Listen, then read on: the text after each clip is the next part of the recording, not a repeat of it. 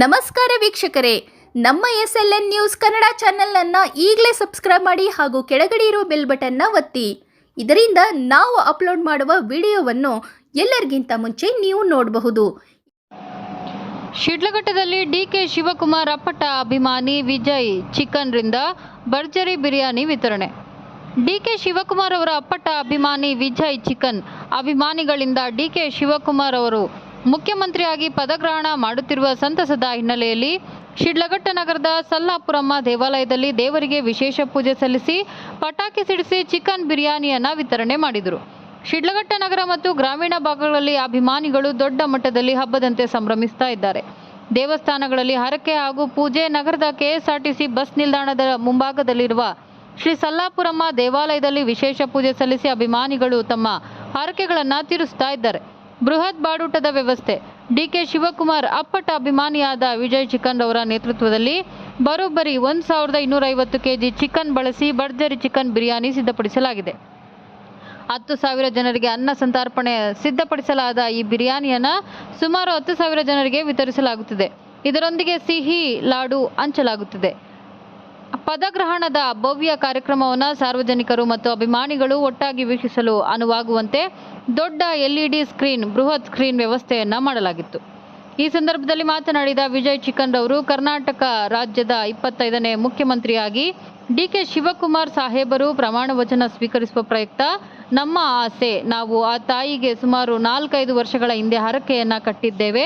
10,000 ಜನಕ್ಕೆ ಊಟ ಹಾಕಬೇಕೆಂದು ನಾನು ಅರಿಕೆ ಮಾಡಿಕೊಂಡಿದ್ದೇನೆ. ನಾನು ಅವರ ಹತ್ತಿರ 10 ವರ್ಷ ಇದ್ದರೂ ಕೂಡ 100 ವರ್ಷದ ಪ್ರೀತಿ ಕೊಟ್ಟಿದ್ದಾರೆ. ನನಗೆ ಅದೇ ಸಾಕು. ಆದ್ದರಿಂದ ನಾವು 10,000 ಜನಕ್ಕೆ ಚಿಕನ್ ಬಿರಿಯಾನಿ ಊಟ ಹಾಗೂ ಲಡ್ಡು ವಿತರಣೆ ಮಾಡುತ್ತಿದ್ದೇವೆ ಎಂದು ತಿಳಿಸಿದರು. ಅಭಿಮಾನಿಗಳು ತಮ್ಮ ನೆಚ್ಚಿನ ನಾಯಕನ ಸಂಭ್ರಮವನ್ನು ವಿಶಿಷ್ಟವಾಗಿ ಮತ್ತು ಸಾರ್ವಜನಿಕವಾಗಿ ಅನ್ನದಾನ ಮಾಡುವ ಮೂಲಕ ಅರ್ಥಪೂರ್ಣವಾಗಿ ಆಚರಣೆಯನ್ನು ಇದೇ ವೇಳೆ ಮಾಡಿದರು.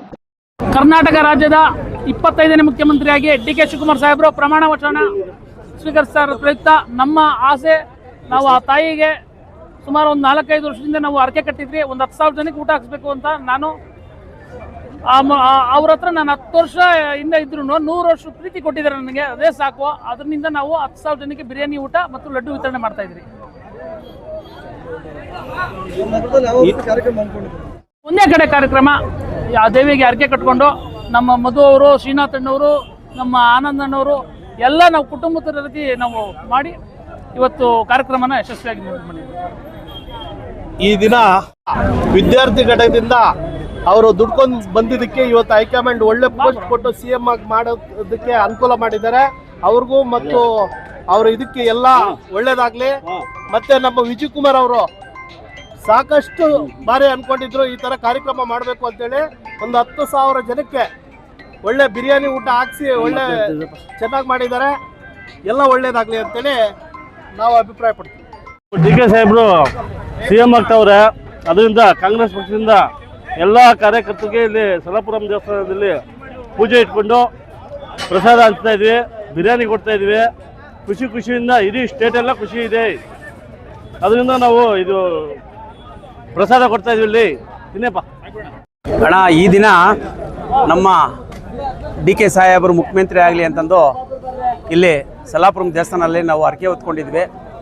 ಆ ಹರಕೆಯಿಂದ ನಾವು ಇಲ್ಲಿ 10,000 ಜನಕ್ಕೆ ಬಿರಿಯಾನಿ ಮತ್ತು ಲಡ್ಡುವನ್ನು ವಿತರಣೆ ಮಾಡಿ ಅವ್ರಿಗೆ ದೇವರು ಒಳ್ಳೆ ಆಯುಸ್ಸು ಆರೋಗ್ಯ ಕೊಟ್ಟು ಅವರು ಒಳ್ಳೆ ಒಂದು ರಾಜ್ಯ ನಮ್ಮ ಮುಖ್ಯಮಂತ್ರಿಯಾಗಿ ಒಳ್ಳೆ ಒಂದು ಸರ್ಕಾರ ಕೊಡಲಿ ಅಂತಂದು ಮುಂದಿನ ಮುಖ್ಯಮಂತ್ರಿ ಕೂಡ ಅವರೇ ಆಗಲಿ ಅಂತ ಕೂಡ ನಾವು ಇವತ್ತು ಹಾರೈಸಿ ಇಷ್ಟೊಂದು ಜನಕ್ಕೆ ಇವತ್ತು ನಾವು ಇಲ್ಲಿ ಬಿರಿಯಾನಿಯನ್ನು ಕೊಟ್ಟು ಮತ್ತು ಅವ್ರಿಗೆ ಹಾರೈಸ್ತೀವಿ ಅಂತಂದು ಇಲ್ಲಿ ಒಂದು ನಾವು ಕೇಳ್ಕೊಳ್ತಾ ಇದ್ದೀವಣ್ಣ.